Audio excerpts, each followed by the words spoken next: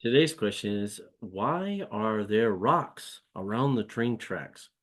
It's a great question coming from rock stones. Actually, she said, why are there stones around the train tracks?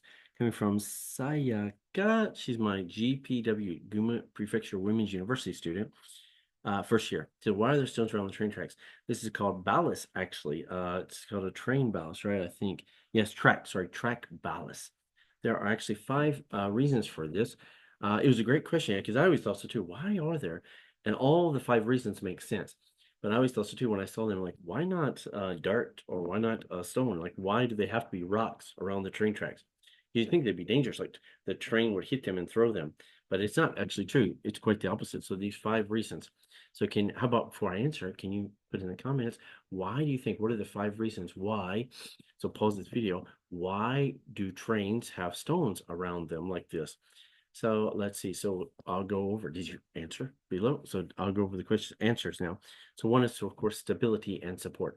As you can see in this video here, this actually video from YouTube, and also this picture here, they're actually, even though it looks not supportive, it's much more structurally strong. For example, I saw a video in Japan how the temples or the old castles, I guess the old castles especially, they use the stone walls for the castles in front of the mute in front of the moat, sorry. And they'd have the stone walls. The stone walls in Japan were made out of these different rocks of varying sizes. They were put together kind of like Legos to match them together. And ironically, actually, because they're broken up, they're actually much stronger. The video was showing because those sharp edges hitting every place in random places, they're not all the same place. So even if an earthquake happens, they'll shake and they won't fall down. So they're much more stronger to support the train. So if the train's shaking when it comes down the tracks, they actually support that train weight much better than just a solid concrete would. And second is, of course, drainage.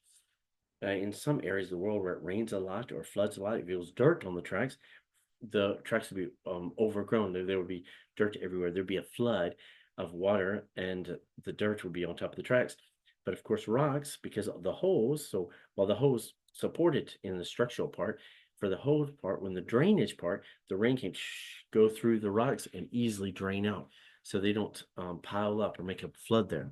The third reason, of course, vegetation control, where you might, when you're driving on the highway, like in Japan, when I'm driving on the highway or the road, there's all this grass, weeds. We say weeds, but grass coming up from the middle. And you're like, wow, why can't they do something about that? Well, trains don't have, as you can see in these pictures, train tracks don't have as much of those vegetation growing up, weeds, because of these rocks. Because these rocks are very supportive, they're covering the ground in random ways. The weeds can't actually go through them like they could if it was just normal concrete. They would break up through the concrete. As a vegetation control for temperature resistance, of course. So as things get hotter or they get colder, they expand or they shrink. So as they get hotter or colder, but rocks don't do that. Stones don't do that. Different materials don't do that. So dirt might get harder or softer based on the temperature, but not stones. So no matter the temperature, they stay in the same shape, which also supports the train tracks. And the fifth reason, of course, yes, maintenance. Maintenance is quite easy.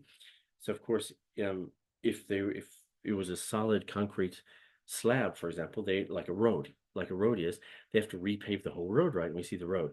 But for if they're just rocks, right? So the train crew can just bring some rocks and throw on some rocks to help where the missing rocks might have occurred. So it's quite easy to maintain. So again, did you get any of those? So the five main reasons for the track ballast, as it's called, ballast meaning control, is of course, let me review, stability and support, of course, drainage, vegetation control, of course, temperature, and the easy maintenance. How about you? Do you have any why questions for yourself? So again, this was from Sayaka, one of my students. If you have any why questions too, let us know in the comments below. We would love to answer them in the future. Until next time, see you.